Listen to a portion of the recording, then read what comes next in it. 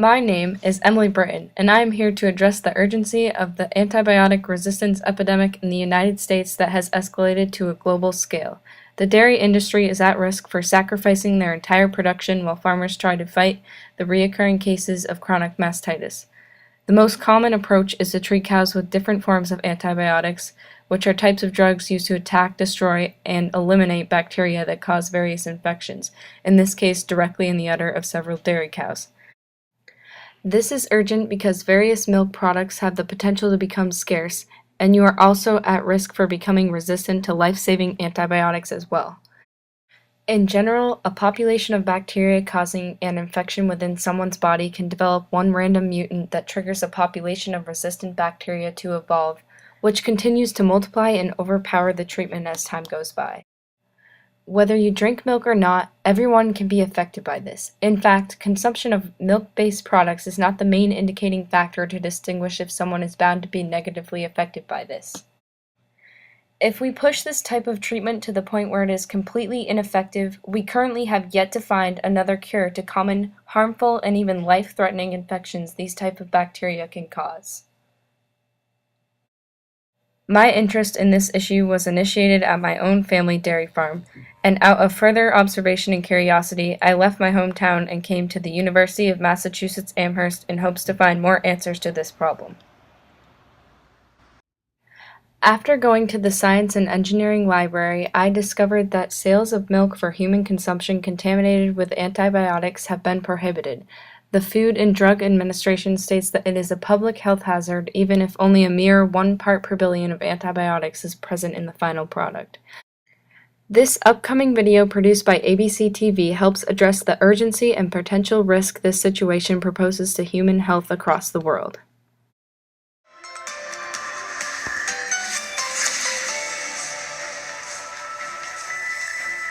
Millions of lives are saved by antibiotics.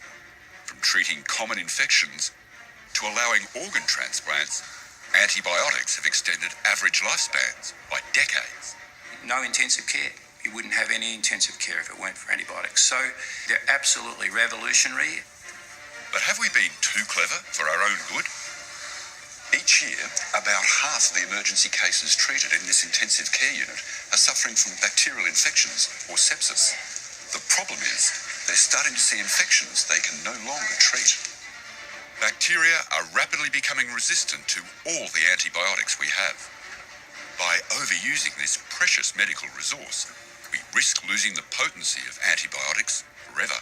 This is one of the most serious threats to human health. Without antibiotics, we could end up in a meltdown. Even the way we produce food adds to the resistance backlash. We've got to change the thinking of the community, and we've also got to change the thinking of farmers. That, they can't think of antibiotics as an easy fix. To combat resistance, new science sees ourselves as part of a much deeper bacterial ecosystem. Part of the problem, I think, is we've seen bacteria in the same way we see a cockroach. We blame a bug, we give it a name, we try and stamp on it like a cockroach. We're locked in an arms race with microbes. On the one hand, we've been spilling antibiotics into the ecosystem for decades. On the other, bacteria have an infinite capacity to adapt. If we're going to win this fight, then we need to be much more sophisticated.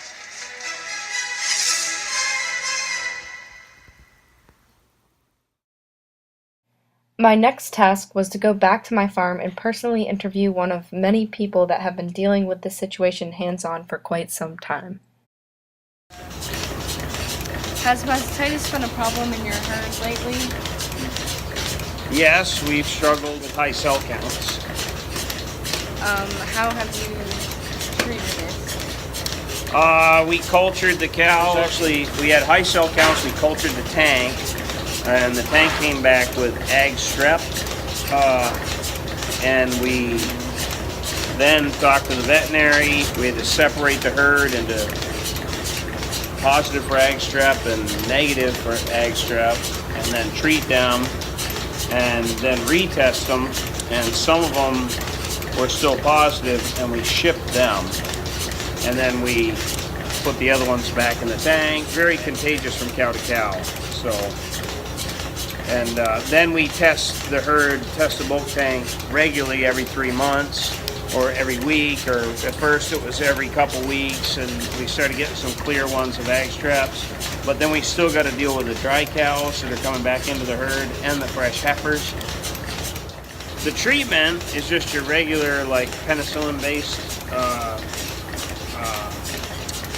infusion, mammary, but we found that quite a few of the cows, even though we treated them, it didn't do any good, so we had to cull those cows from the herd. And then that improved your somatic cell count? Yeah, the somatic cell count's much better. It seems like we got one chance at treating them for the cows. Like if they have mastitis once and we treat them, the antibiotics might work. If they have mastitis again and again and again, the antibiotics are not working. The best thing to do is just cull the cow. Then work on where the spread of mastitis is, where the mastitis is coming from, and fix those problems. The preventative, like the big one is to keep fresh sand in the stalls. The other thing is the equipment, but we've been strapped for money to buy upgrade equipment the way we need to, and the pulsators and just that work is kind of expensive.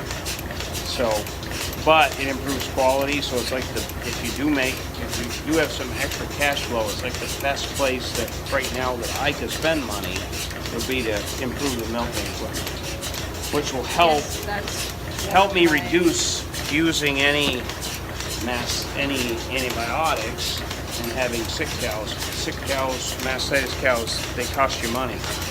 It's taking milk out of the tank. It's taking cows out of production. So you don't want that. Clearly, the development of antibiotic resistance is everywhere, mainly due to the constant overuse of the treatment in desperation to combat a serious production-destroying infection. I took action on trying to reduce the development of resistance by approaching a hospital patient who volunteered to answer questions and listen to what I had to say. My main goal was to strengthen her knowledge, improve her awareness, and propose tasks to reduce the incidence of infection. Hi, my name is Emily Britton. I'm Sandra McDermott. Nice meeting you. Nice to meet you. I was just wondering if you had ever been sick before, or what you're here for. Yes, I have. I have UTIs frequently. Did you use antibiotics to treat that? Yes. Are they still effective, or? Not as much. Did they ever talk about resistance? No. Interesting. Do you know what that is? No. You are basically at risk for antibiotic resistance whenever you misuse antibiotics or overuse them without following the proper prescription. Well, populations of bacteria are evolving in your body and becoming resistant to the antibiotics used to treat infections they cause. And they're also evolving incredibly fast in dairy cattle when antibiotics are overused during periods farmers are trying to treat mastitis. Do you have any advice about antibiotics? Oh, I have several things. Basically, you should only use antibiotics when they are prescribed to you, which the doctor did, so that's Yes. good. And even if you feel better, I recommend always taking the full prescription. Because if you stopped early, the resistance would build up even stronger. And try not to rely on them to cure minor infections, even though it might seem necessary at the time. It's only recommended if it's very severe. I would also never use outdated or leftover antibiotics because they aren't strong enough to kill them, so more mutants pass on their genes to offspring.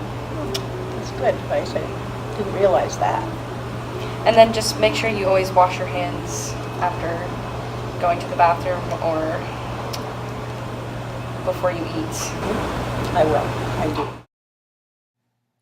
After I gave my advice, I even hung up my poster and signed a petition online to enforce safety and general public awareness of this issue, and you should too.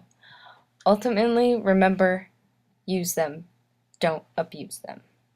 That's something to be proud of. That's a life you can hang your hat on. That's your chin held high.